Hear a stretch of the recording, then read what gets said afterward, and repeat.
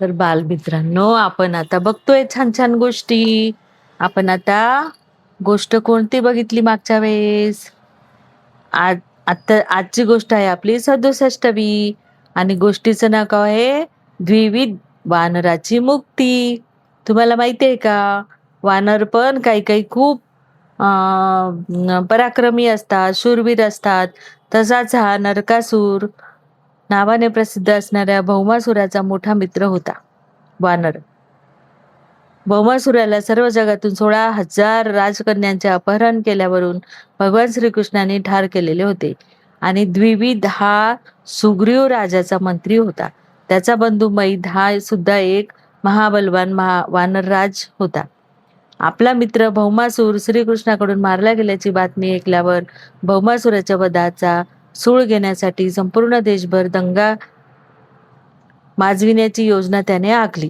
त्याचे पहिले कार्य होते खेडी, शहरे, औद्योगिक स्थाने, खाणी, तसेच गायीचे पालन, शेती आणि दूध दुभत्या व्यापार करणाऱ्या लोकांची वस्तीस्थाने त्यांना आग लावणे. काही वेळेला तो एखादा मोठा पर्वत उखडून त्याचे तुकडे तुकडे करून टाकी. म्हणजे असा सगळीकडे त्याने काय उपद्रव माजविला होता. काठेवाड प्रांत प्रमुख होता आणि द्वारका नगर याच काठेवाड प्रांतात वसलेले आहे. आणि भगवान श्रीकृष्ण याच नगरीत निवास करीत असल्यामुळे द्विविध समुद्रावर जात असे. आणि त्या समुद्रामध्ये 10,000 हत्तीचं बळ होतं त्याला. आणि त्या बळामुळे तो काय करायचा, समुद्राजवळील खेडी आणि शहरे पुराने भरून जात. तो पुष्कळदा मोठमोठ्या साधू पुरुषांवर आणि ऋषींच्या आश्रमांमध्ये जाई आणि त्यांना सुंदर त्यांच्या अशा बागा, उपवने नाश करायचा, उत्पात माजवी. असा खूप त्यांनी सगळ्यांना त्राहीमाम करून सोडलं होतं.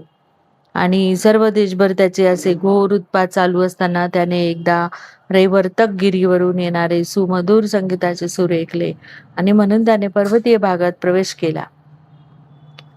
अशा भगवान बलरामाच्या नावावरून ते केवळ अतिशय बलवान आहेत असेच नाही, तर ते असामान्य बल प्रदर्शन करण्यात आनंद घेणारे आहेत असेही सूचित होते. अशा रीतीने बलरामाने एक दगड उचलून द्विविधावर फेकला, परंतु त्या वानराने चतुराईने त्या दगडाचा प्रहार चुकविला. बलरामांना अपमानित करण्याच्या उद्देशाने त्याने वारुणी असलेले मृत्तिका पात्र पळवून नेले. अशा प्रकारे आपल्या मर्यादित बळाने गर्विष्ठ बनलेल्या द्विविधाने श्री बलरामाच्या आणि त्यांच्याबरोबर असलेल्या तरुणीचे सर्व मौल्यवान कपडे फाडण्यास सुरुवात केली. आता इतका त्रास द्यायला लागला होता हा वानर. आणि मग भगवंतांनी काय केलं, ऊर्ध्वलोक निवासी सिद्ध महर्षी आणि साधू पुरुषांनी भगवान बलरामाच्या श्री विग्रहावर पुष्पवृष्टी केली. मग यांनी काय केलं, त्या सर्व वृक्ष उपटून आणत होता आणि तो आपल्या गदेने त्याचे चिरून तुकडे करीत होता बलराम. अशा अखंड युद्धामुळे सारे अरण्य वृक्षहीन झाले. जेव्हा वृक्ष संपले तेव्हा द्विविधाने डोंगराचा आश्रय घेतला आणि तो डोंगरावर जाऊन मोठे मोठे दगड बलरामावर फेकत होता, मुष्टी फिरवू लागला. त्याने सर्व शक्तीनिशी भगवान बलरामाच्या छातीवर मुष्टीप्रहार करण्यास सुरुवात केली. मुठांनी मारणं. शक्तीनिशी बलरामाच्या छातीवर मुष्टीप्रहार करण्यास सुरुवात केली. यावेळी बलराम अतिशय खवळले. तो वानर हाताने त्याच्यावर प्रहार करीत असल्याने ते आता गदा किंवा नागरासारख्या आपल्या शस्त्राने त्याचा प्रतिकार करीत नव्हते, तर त्यांनी केवळ आपल्या मुठीनी त्याच्या दंडाच्या हाडावर प्रहार करण्यास सुरुवात केली. हा मार दिग्विधाला प्राणघातक ठरला. तो तात्काळ रक्त ओकू लागला आणि बेशुद्ध होऊन खाली कोसळला. जेव्हा वानर कोसळला तेव्हा सर्व डोंगर अरण्य हादरल्याप्रमाणे वाटले. या भयानक घटनेनंतर ऊर्ध्वलोक निवासी सिद्धी महर्षी आणि साधू पुरुषांनी बलराम भगवंतावर पुष्पवृष्टी केली. सर्वत्र भगवान बलरामाच्या महात्म्याचे गान करू लागले. ते म्हणू लागले, भगवान बलरामाचा जय जयकार असो आणि आपल्या चरणाविंदांना आमचा सादर प्रणाम. भगवंत, आपण या भयंकर द्विविध राक्षसाला ठार मारल्यामुळे या जगाकरिता आपण एका मंगल युगाचा प्रारंभ केलेला आहे.